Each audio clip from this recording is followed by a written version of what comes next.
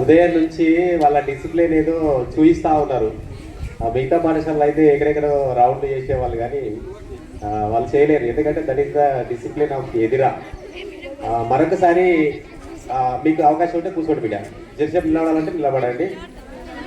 మా పేరెంట్స్ అందరు కూడా ఆకలితో కొంచెం అవుతున్నట్టుగా అనిపిస్తూ ఉంది.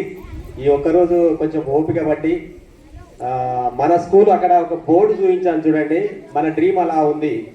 అంటే నెక్స్ట్ 100 years అలాంటి బిల్డింగ్లో మన పిల్లలు చదువుకోవాలనే ఒక ఉద్దేశంతో, ఒకే ఒక ఉద్దేశంతో ఈ మీటింగ్ పెట్టాము.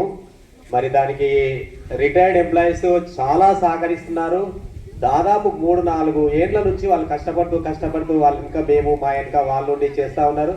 మీకు వీలైతే ఒకసారి అక్కడ చూడొచ్చు. ఇక్కడికి వెళ్ళి పిహెచ్సి వెనక ఉంది మనది ల్యాండ్, మీ అందరికి తెలిసే ఊరు వాళ్ళు కాబట్టి అక్కడ అంతా కూడా జేసీబీ పెట్టి చాలా క్లీన్గా చేయడం జరిగింది.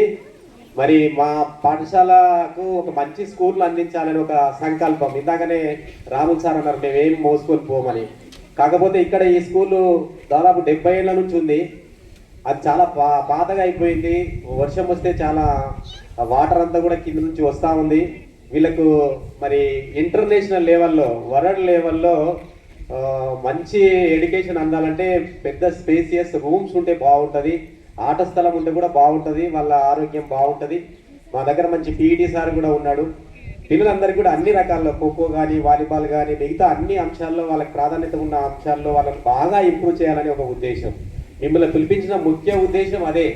మనం అందరం కలిసి అక్కడ ఒక స్కూల్ ఏర్పాటు చేస్తే మరి మన చుట్టూ గ్రామాల ప్రజలు కానీ, గ్రామాల నుంచి వచ్చే విద్యార్థులు కానీ, మన ఎదురే విద్యార్థులు కానీ రేపటి నాడు గొప్ప స్థాయిలో గొప్పగా చదువుకోవడానికి ఆస్కారం మనం కల్పించే వాళ్ళం అవుతాం. కాబట్టి ప్రతి స్కూల్ కూడా ఎవరో ఒకరు ఇనిషియేషన్ తీసుకొని కట్టిన స్కూల్లే. ఇప్పుడున్న స్కూల్ ఏమైనా పెద్ద పెద్ద స్కూళ్ళు మీకు మహబూబ్నగర్లో కనిపిస్తే దానికంతా కూడా ఎవరో దాని బ్యాక్ ఉండి పనిచేసిన వాళ్ళే ఉంటారు. కాబట్టి ఆ పని చేసిన వాళ్ళు మనమే అయి ఉండాలి. మన పిల్లలు రేపటి నాడు ఉండొచ్చు, ఉండకపోవచ్చు. మరి ఇక్కడ మేము 15th ఆగస్టు కావచ్చు, 26 జనవరి కావచ్చు, చాలామంది పేరెంట్స్ అంటే పిల్లలు లేని వాళ్ళు కూడా మాతోని మమేకమై వచ్చి మాకు మంచి సపోర్ట్ చేస్తూ వెళ్తున్నారు. ముఖ్యంగా మీరు ఫస్ట్ స్టేక్ హోల్డర్స్ అన్నట్టు, అంటే పిల్లల తల్లిదండ్రులుగా మీ బాధ్యత బాగుంటుంది.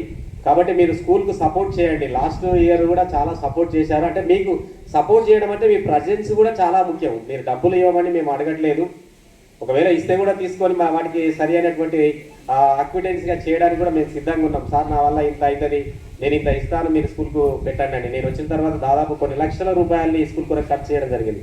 దాదాపు 8 లక్షలు పెట్టి మనం స్టెమ్ ల్యాబ్ను ఏర్పాటు చేస్తే నా నుంచి దాదాపు ఒక 20 స్కూళ్ళు కూడా అలాంటి అవకాశాన్ని కల్పించడం జరిగింది. మరి ఇక్కడ ఎన్నో ల్యాబ్ కానీ, లైబ్రరీ కానీ సిఎస్ఆర్ ఫండ్ కింద, కార్పొరేట్ సోషల్ రెస్పాన్స్ కింద ఇస్తూ ఉన్నారు. మేమేం చేస్తున్నాం అంటే మా ఇంటర్నల్గా అదే